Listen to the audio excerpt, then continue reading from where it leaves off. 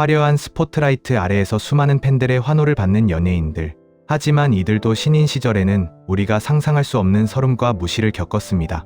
매니저도 없어서 혼자 대중교통 타고 행사장 찾아가기, 대기실 없어서 화장실에서 옷 갈아입기, 스태프들한테 무시당하고 홀대받기. 이런 건 사실 신인 연예인들에겐 흔한 일이죠. 물론 데뷔하자마자 대박나서 처음부터 VIP 대우받는 운 좋은 사람들도 있습니다. 하지만 오늘 소개할 연예인들의 신인 시절은 일반 회사원들의 신입 시절과는 차원이 다른 서름이 있었습니다. 데뷔 무대에서 관객들이 대놓고 욕설을 퍼붓고, 노래 부르는 중간에 사회자가 끊어버리고, 오디션에서 12번 연속 떨어뜨리고.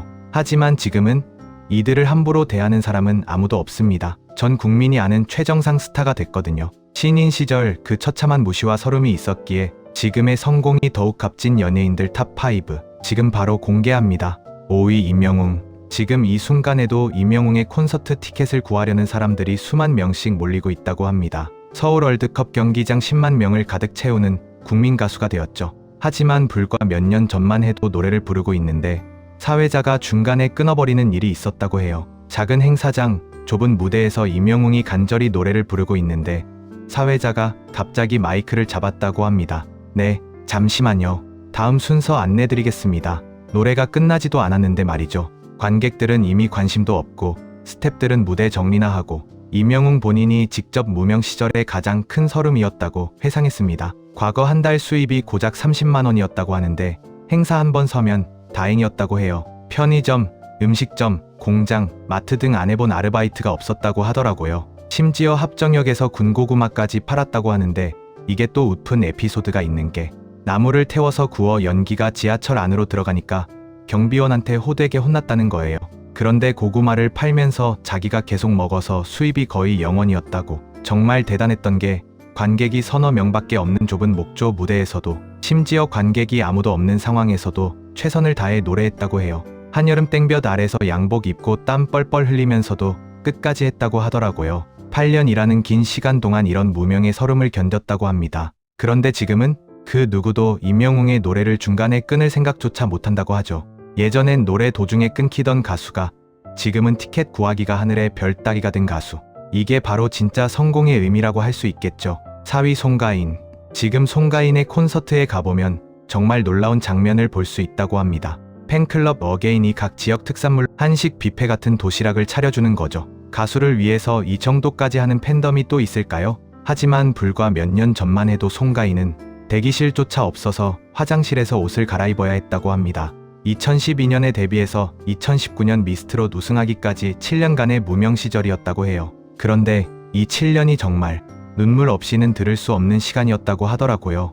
행사를 다녀도 매니저도 없고 차도 없어서 혼자 대중교통 타고 이동했다고 해요. 그래서 화장실에서 옷 갈아입고 무대 준비를 해야 했다고 하는데, 다른 가수들은 차에서 따뜻하게 대기하고 있는데 송가인 혼자만 천막 안에 덩그러니 앉아 있었다고 해요. 본인도 그때가 정말 서러웠다고 회상했더라고요. 더 안타까운 건 무대가 한 달에 한두 번밖에 없을 때도 있었다는 거예요. 그마저도 페이를 안 주는 경우가 많았다고 하고요. 송가인이 직접 노래를 아무리 연습해도 부를 무대가 없었다고 말했대요. 그래서 어쩔 수 없이 생계를 위해 시작한 게 비녀 만들기였다고 합니다. 동대문 시장에서 40만원어치 부자재를 사서 비녀, 빗꽂이를 직접 만들어 인터넷에 팔았다고 해요. 밤을 새워 새벽 5시까지 비녀를 만들면서도 10년 뒤에는 좀 더 인기가 생기겠지 이런 생각을 했다고 하더라고요. 다행히 손재주가 좋아서 한 달에 200만원씩 벌 때도 있었다고 해요. 그런데 진짜 눈물 나는 건 월세까지 밀릴 정도로 힘들었는데도 집주인 할머니가 기다려주셨다는 거예요. 송가인이 나중에 그 할머니를 찾아가서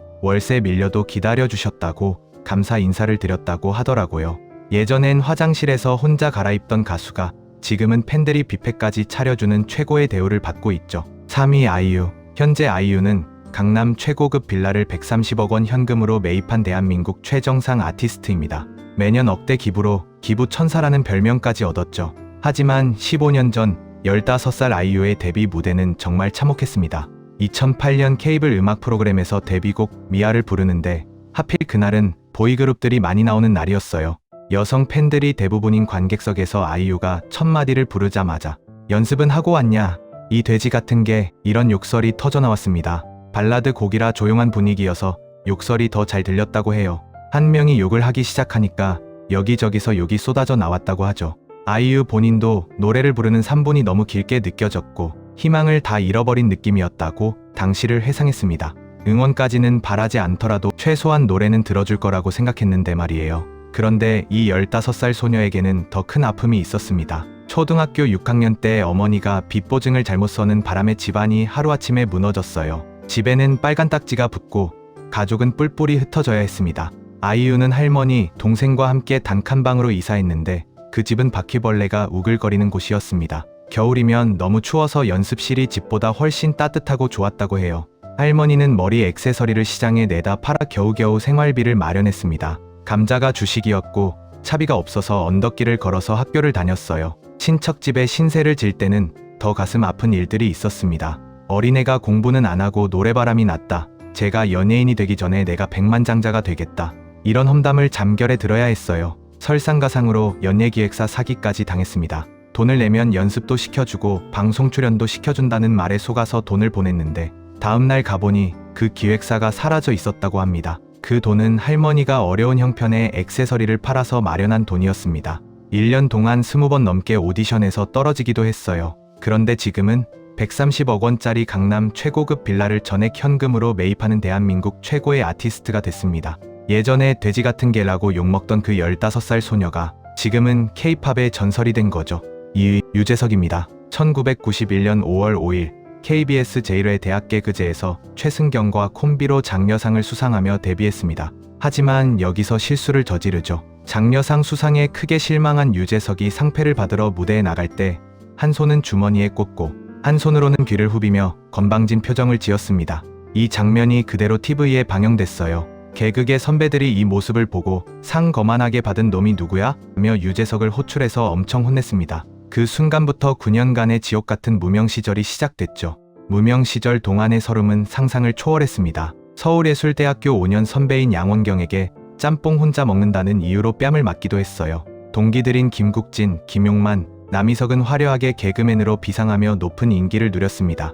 하지만 유재석은 대사 없는 단역만 전전하다가 어렵게 얻은 리포터 자리도 대사를 외우지 못해 잘렸어요. 그런 무명 시절에 유일하게 도움을 준 사람이 동기 박수홍이었습니다. 박수홍이 유재석을 다독여주고 직접 PD를 설득해서 함께할 코너까지 만들어줄 정도였어요. 그런데 2000년 최진실의 추천으로 MBC 목표 달성 토요일에 스타 서바이벌 동거동락 MC를 맡게 됩니다. 이 프로그램이 바로 유재석 인생의 완전한 전환점이었어요. 9년간 무시당하고 홀대받았던 그 무명 시절이 있었기에 지금의 국민 MC 유재석이 탄생할 수 있었습니다. 현재 지상파 3사 연예대상을 총 19회 수상한 대한민국 최다 수상 기록 보유자죠.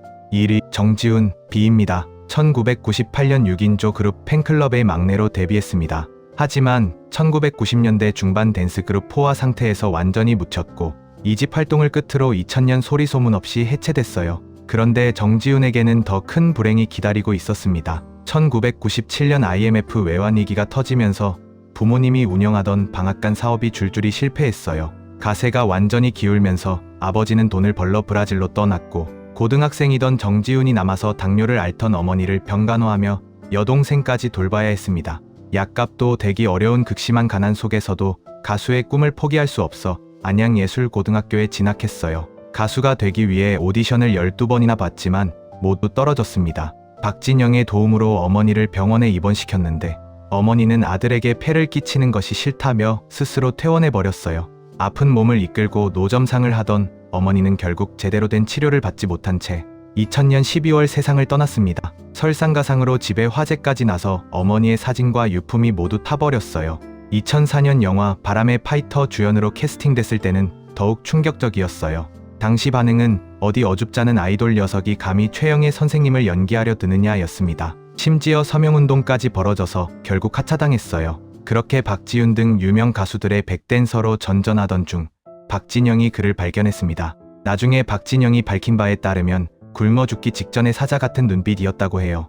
2002년 나쁜 남자로 솔로 데뷔한 후 모든 게 바뀌었습니다. 후속곡 안녕이란 말 대신으로 첫 1위를 차지했고 2003년부터는 드라마까지 석권하기 시작했어요.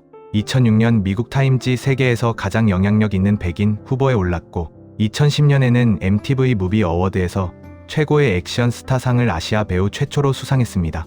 할리우드 영화 닌자 어쌔신 단독 주연으로 전 세계에 한국의 위상을 알렸죠. 어머니의 사진 한 장 남기지 못하고 떠나보낸 그 아들이 전 세계가 주목하는 월드스타가 된 거였습니다. 지금까지 신인 시절 개무시당했지만 결국 정상에 오른 연예인 탑5를 살펴봤습니다. 이들 모두에게는 공통점이 있었어요. 바로 포기하지 않았다는 것입니다. 꿈을 놓지 않았기에 지금의 모습이 있을 수 있었던 거죠. 여러분도 지금 힘든 시간을 보내고 계신가요?